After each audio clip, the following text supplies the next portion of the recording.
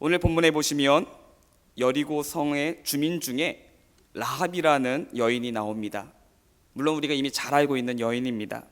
이 라합은 가나안 땅 여리고 성의 주민이었습니다. 즉 이방 여인이었습니다. 그리고 여호수아 2장 1절에 보시면 이 여인의 직업을 기생이라고 말합니다. 기생. 오늘날로 본다면은 술집 여자라고 볼 수 있겠죠. 이방 여인이었으니 자연스럽게 하나님이 아닌 우상들을 섬겼을 것입니다. 이거는 자연스러운 모습입니다. 그리고 술집 여자였으니 도덕적으로 그리고 성적으로 문란한 삶을 살았을 것입니다. 이처럼 이방 여인과 기생이라는 이 타이틀을 보면 그녀가 어떠한 삶을 살았는지를 짐작할 수 있습니다. 평범한 삶이기보다는 어두운 인생을 살았다는 것을 알 수 있습니다. 그런데 이런 라합이 이스라엘 백성들이 가나안 땅에 입성하는 일에 영광스럽게 쓰임받은 사람이 되었습니다. 이방인이면서 기생인 여인이 하나님이 택하신 민족, 하나님이 약속하신 그 땅에 들어가는데 중요한 역할을 감당한 여인이었습니다. 그리고 훗날 믿음의 장이라고 불리는 히브리서 11장에 보면 이 라합을 믿음의 영웅이었다라고 성경은 증거해 주고 있습니다. 밑바닥 인생을 살았던 이방 여인 라합, 그녀가 과연 어떠한 모습과 행동을 보여주었길래 이스라엘 사람들과 또한 훗날 오늘 우리 모든 하나님의 백성들에게 믿음의 사람이었다라고 인정과 칭송을 받는 사람이 될 수 있었을까요? 그래서 우리는 오늘 본문에 나오는 이방 여인 기생 라합의 행동 속에 담겨 있던 믿음의 태도와 그의 행동들을 살펴볼 필요가 있습니다. 우리가 믿음을 이야기할 때, 이 믿음을 이야기할 때는요, 믿음의 구체적인 모습과 정의를 크게 두 가지로 말할 수가 있습니다. 하나는 구원을 받기 위해 필요한 믿음이 있습니다. 구원을 받기 위해 믿음이 필요합니다. 그리고 또 하나는 구원을 받은 하나님의 백성들에게 필요한 믿음이 있습니다. 구원을 받기 위한 믿음이 있고 구원을 받은 하나님의 백성들에게 필요한 믿음이 있습니다. 그리고 이 두 믿음은 모두가 하나님이 주시는 선물입니다. 그러나 전자의 경우 구원을 받기 위해 필요한 믿음은 우리 인간의 편에서는 할 것이 아무것도 없습니다. 일방적으로 하나님이 주셔야만 이 믿음을 가질 수 있습니다. 내가 힘쓰고 애쓰고 또는 간절히 소망한다고 해서 주어지는 것이 결코 아닙니다. 우리가 힘쓰고 애쓰고 간절히 소망하는 것은 하나님이 이미 우리에게 믿음을 주셨기 때문에 우리는 힘쓰고 애쓰고 간절하게 소망하는 것입니다. 그런데 후자의 경우 구원을 받은 하나님의 백성들에게 필요한 믿음의 경우는요, 우리의 순종과 헌신과 우리의 희생이 포함되어 있어야 합니다. 믿음의 근원은 하나님이 주시는 것입니다. 그래서 구원에 필요한 믿음은 우리의 순종과 헌신과 희생이 필요 없이 일방적으로 주어지는 은혜 가운데 받는 것입니다. 하지만 이미 구원받은 성도에게 필요한 믿음은 하나님이 주신 그 은혜에 우리가 순종하고 헌신하고 희생해야 하는 반응을 함께 보일 때 우리의 신앙생활은 성숙하고 성장하고 자라날 수 있습니다. 오늘 본문에 등장하는 이 이방 여인 기생인 라합의 경우에는 바로 하나님께서 이미 라합의 그 마음 가운데 하나님을 향한 믿음을 선물로 주셨다고 할 수 있습니다. 그 여인은 아직 이방 땅 가운데 있었지만 하나님께서 그 땅에 있을 때 이미 믿음을 주셨습니다. 라합이 가지고 있는 하나님을 향한 갈망과 간절함은 이미 하나님이 그녀를 하나님의 백성으로 삼아주시기로 하나님께서 작정하시고 은혜를 내려주셨기 때문에 가질 수 있었던 결과이며 모습들이었다는 것입니다. 그냥 그 여인이 특별하게 그 마음에서 뭔가 특별하게 생겨난 것이 아니라 하나님께서 이미 그녀를 택하셨고 은혜를 베풀어 주셨기 때문에 그의 상황을 볼 때에는 하나님을 믿을 수 없는 상황이었지만 하나님의 은혜였기 때문에 하나님 앞에 믿음으로 나아갈 수 있었습니다. 그러나 라합이 정탐꾼들을 맞이하여 그들을 도왔던 부분들은 그녀가 하나님이 주신 구원의 믿음과 그 은혜에 대하여 순종함으로 반응한 것이라고 할 수 있습니다.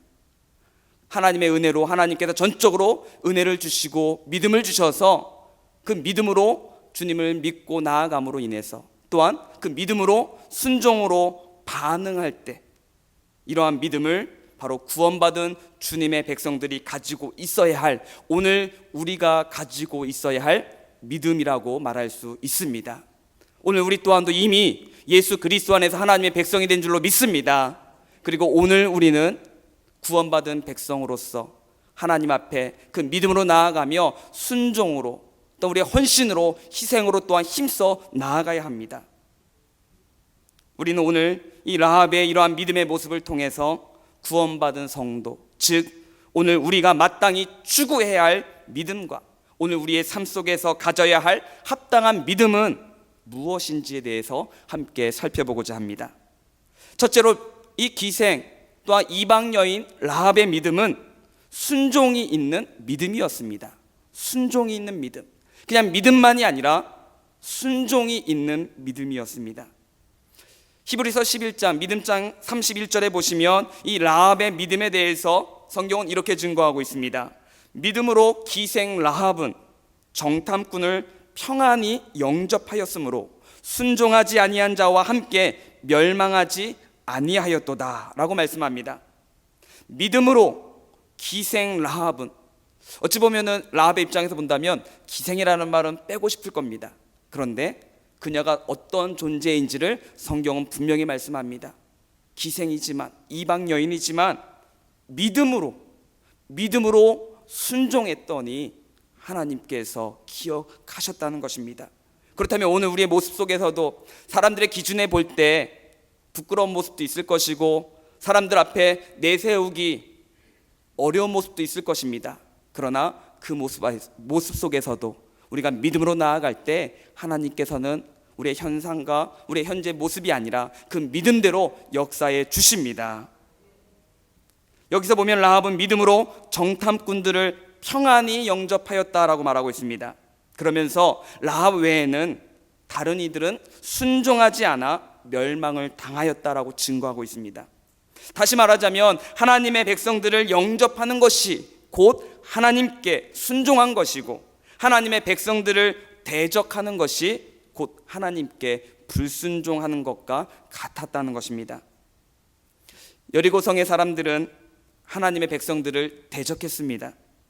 오직 라합만이, 이방 여인 기생인 라합만이 자신의 생명을 걸고 하나님의 백성들을 환영했고 그들을 도왔습니다. 만일 정탐꾼들을 숨겨주고 그 일이 탄로나면 라합은 자기 목숨을 잃어버릴 상황입니다. 자기뿐 아니라 자기 온 가족이 다 생명을 잃을 어려운 상황입니다. 뿐만 아니라 이웃들의 주변의 모든 동족들로부터 이웃들로부터도 버림을 당할 위기 가운데 있었습니다. 그러한 위험에도 불구하고 정탐꾼들을 구해준 것은 바로 하나님을 향한 신뢰와 믿음이 이방 여인 기생 라합에게 있었기 때문입니다. 바꾸어 말하면 그녀의 믿음이 그 행동을 가능하게 만들었던 것입니다. 믿음이 있었기에 하나님께서 그 믿음을 주셨고 그 믿음의 근거에서 순종으로 행동으로 가능하게 했던 것입니다. 하나님은 이러한 라합의 믿음적인 행동을 하나님을 향한 순종이라고 여겨주시고 그녀를 당당히 히브리서 11장에 믿음의 사람의 반열에 올려주셨습니다. 오늘 우리의 삶 속에서 이방 여인 기생 라합과 같은 믿음의 순종이 있으십니까? 오늘 우리의 삶 가운데 믿는다라고 고백하는데, 주님 내가 믿습니다라고 고백하는데 그 믿음의 순종이 오늘 우리 삶 가운데 있으십니까? 오늘 나에게 불리한 상황일지라도, 내 결단이 최악의 결과를 초래할지라도 하나님을 신뢰함으로, 오직 하나님을 믿음으로 신뢰함으로 믿음으로 순종할 수 있으시겠습니까? 어쩌면 우리는 너무 쉽게 예수님을 믿을 수 있는 환경 속에 있는 것 때문에 오늘 이 라합이 보여주는 믿음의 순종이 오늘 우리에게는 큰 의미가 없이 다가올 수도 있을 것입니다. 우리가 문제보다는 우리의 상황이 너무나 쉽게 편하게 신앙생활을 할 수 있도록 하기 때문에 지금 힘든 가운데 어려움 속에서 믿음으로 순종한다라는 것이 우리에게는 좀 멀게 느껴질 수 있을 것입니다. 그러나 오늘 지금에도, 현재에도, 지금 이 시간에도 이슬람 국가에서는 또는 중동 지역의 국가에서는 이 믿음을, 이 신앙을, 기독교 신앙을 지킨다는 것, 이 기독교 신앙을 갖는다는 것이 얼마나 큰 희생을 필요로 하는 삶인지 모릅니다. 담임 목사님께서 이제 이란에서 선교했던 이야기를 가끔씩 말씀을 하신 적이 있으셨죠. 인도에서도 말씀을 하셨습니다. 너무나 생명의 위협을 받는 가운데서도 복음을 전했고, 또한 그곳에 사는 사람들은 그곳에서 그 신앙을 받으면은, 전도를 받으면 그곳에서 힘들게 살아간다는 것을 알면서도 그들은 예수님을 영접하기도 합니다. 그런 가운데 그들은 여전히 그 땅에서 살아가지요. 그곳에서 살아갑니다. 열심히 일을 하고 공부를 하고 살아갑니다. 하지만 그들이 기독교인이라는 것이 드러나게 되어지면 아무리 열심히 일을 해도 인정을 받지 못합니다. 승진을 하지 못합니다.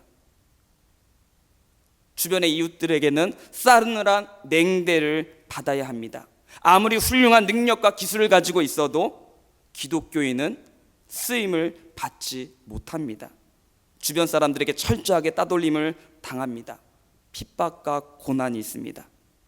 삶의 불편뿐 아니라 심지어는 생명까지도 위험에 처하는 경우도 있습니다.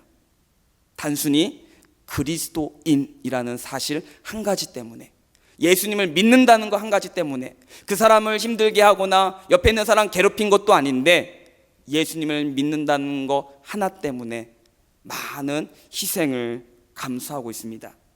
그럼에도 불구하고 하나님을 믿는 그 신앙의 가치는 다른 어떤 고난의 대가를 지불하고서도 주님을 선택합니다. 오늘날 우리는 대부분 이 라합처럼, 또는 이슬람 국가에 있는 많은 기독교인들처럼 하나님을 믿는 믿음 때문에 핍박을 받는 경우는 많지 않으실 겁니다. 과거에는 많이 있으셨죠. 우리 초대교회, 한국 초대교회 때 60년대, 70년대에는 핍박이 많이 있었습니다. 그러나 지금 오늘날에는 그 핍박들이 참 많이 이제 줄었습니다. 그러나 또한 오늘 이 시대 가운데서도 우리가 살고 있는 삶의 현장 속에서 하나님의 백성이기 때문에, 그리스도인이기 때문에 마땅히 행동해야 될 그 믿음의 행동들, 하나님 보시기에 합당한 거룩한 삶에 대한 모습 때문에 우리 또한 이 시대의 나름대로의 핍박이나 손해를 당할 수도 있을 것입니다. 현재 그런 상황 가운데 계신 분도 있을 것입니다.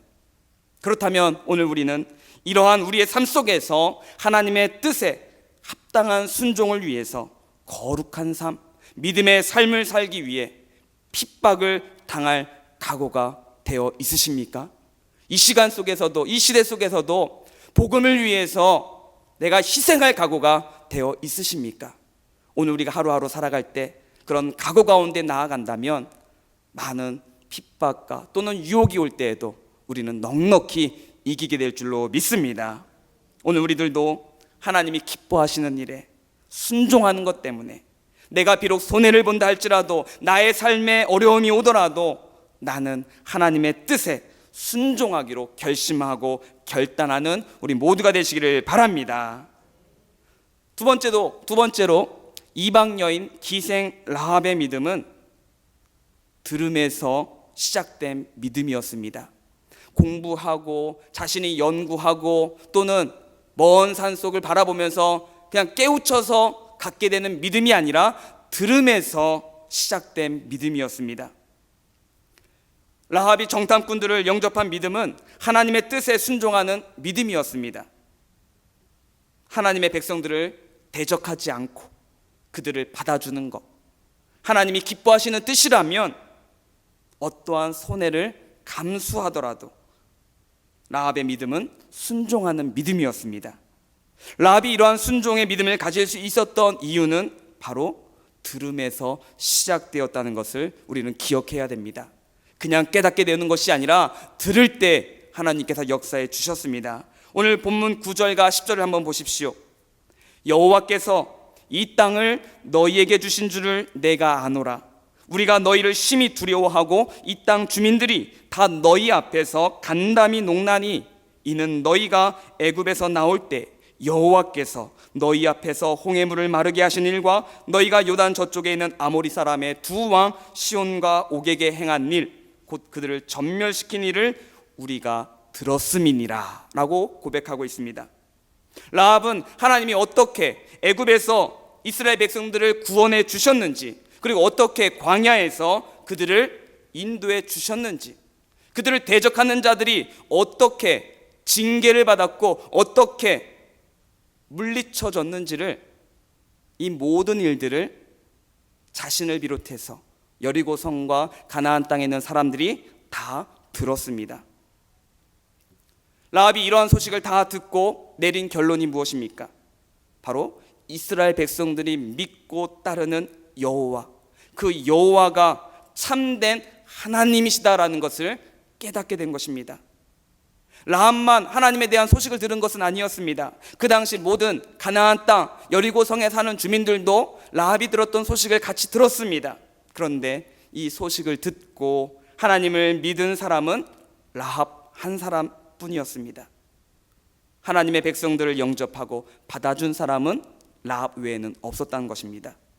라합이 하나님을 믿고 하나님의 백성인 정탐꾼들을 영접하게 된 것은 모두 하나님에 대한 소식을 들었기 때문입니다. 이 소식을 들었다라는 것은요, 복음의 말씀을 들었다는 것으로 이해할 수도 있습니다. 하나님에 대한 소식, 이스라엘의 여호와 하나님이 온 세상의 주인이시며 그분이 창조주이시며 그분이 구원자이시다, 이러한 소식을 라합은 이스라엘 민족의 출애굽 사건과 광야에서의 또 많은 전쟁을 통해서 듣게 되고, 그리고 그 들은 것을 믿게 된 것입니다. 믿음은 들음에서부터 시작되어집니다. 그런데 여기서 중요한 것이 있습니다. 믿음은 들음에서부터 시작되어지는데 무엇을 듣느냐, 이것 또한도 중요하겠죠. 무엇을 들었느냐가 중요합니다. 결론부터 말씀을 드리면 하나님의 말씀을 듣는 것에서부터 믿음이 시작되어집니다.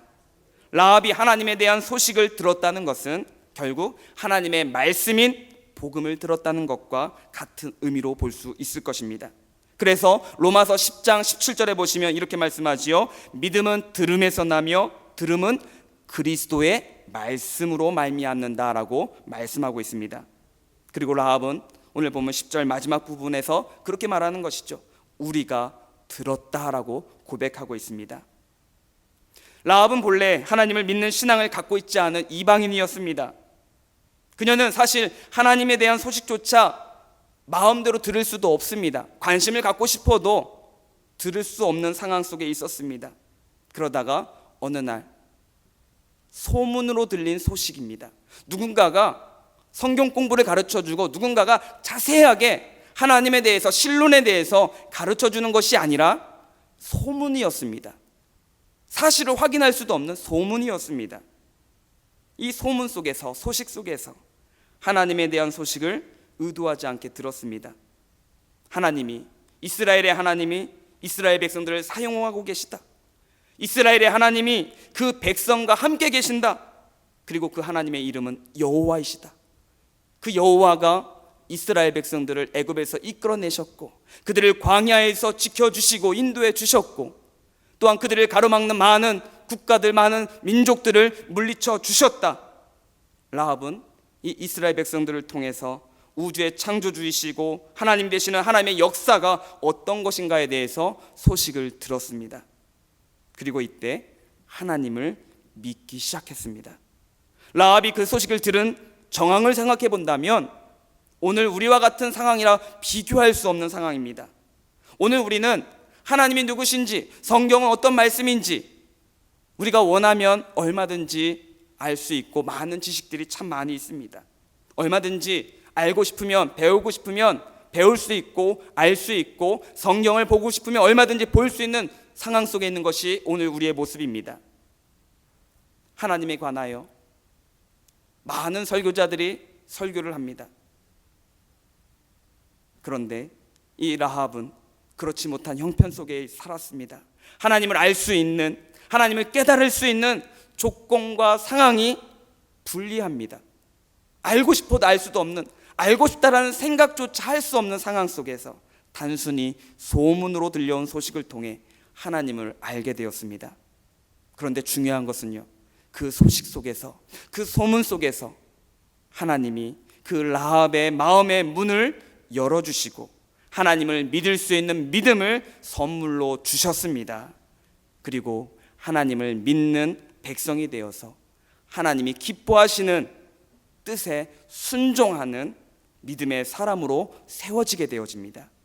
이것은 오늘날 살아가는 오늘 많은 현대 그리스도인들에게 많은 교훈을 줍니다. 오늘 우리들은 원하면 언제든지 하나님의 말씀을 보고 들을 수 있습니다. 장소와 환경에 상관없이 언제든지 설교를 보고 들을 수 있습니다. 교회 홈페이지 또는 기독교 TV 또는 유튜브, 많은 도구와 상황 속에서 우리는 보고 들을 수 있습니다. 그런데 그러함에도 불구하고 하나님의 말씀을 듣고 하나님 앞에 나오는 사람들은 많지가 않습니다. 이것은 구원에 대해서 말씀을 드리는 것이 아닙니다. 하나님 앞에 나아오는데 이 좋은 여건 속에서 하나님을 믿지 못하느냐, 이 구원에 대한 부분이 아닙니다. 최소한 먼저 믿은 우리가, 예수님을 믿고 있는 우리가 그 말씀을 듣고 하나님 앞에 예수 그리스도 안에서 구원받은 백성으로서 우리의 삶 속에 하나님의 뜻이 얼마나 순종하며 살아가는지에 대해서, 하나님이 원하시는 그 뜻에 대해서 얼마나 내가 순종함으로 나아가고 있는지를 우리는 우리의 모습을 점검해 볼 필요가 있습니다. 라합은 하나님에 대한 적은 소식과 최소한의 지식만을 가지고 하나님을 신뢰하며 하나님의 뜻에 아름답게 순종하는 사람이 되었습니다.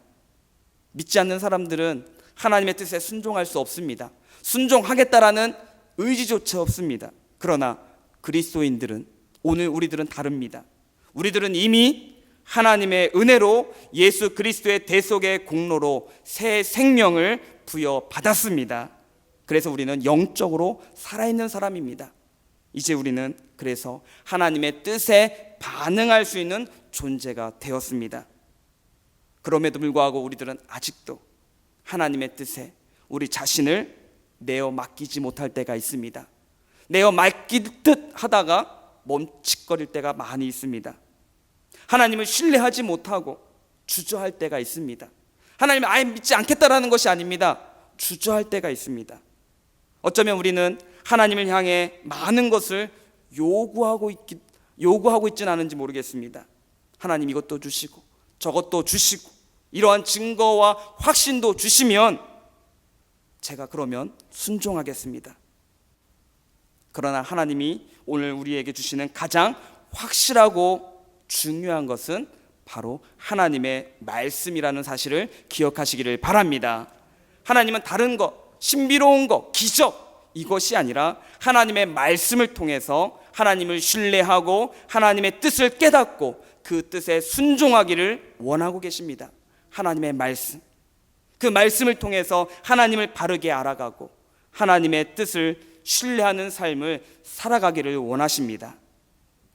라합은 적은 말씀의 지식과 들음 속에서도 간절히 사모하는 마음으로 하나님을 섬겼습니다. 하나님의 뜻을 발견하고 그리고 그 뜻에 순종했습니다.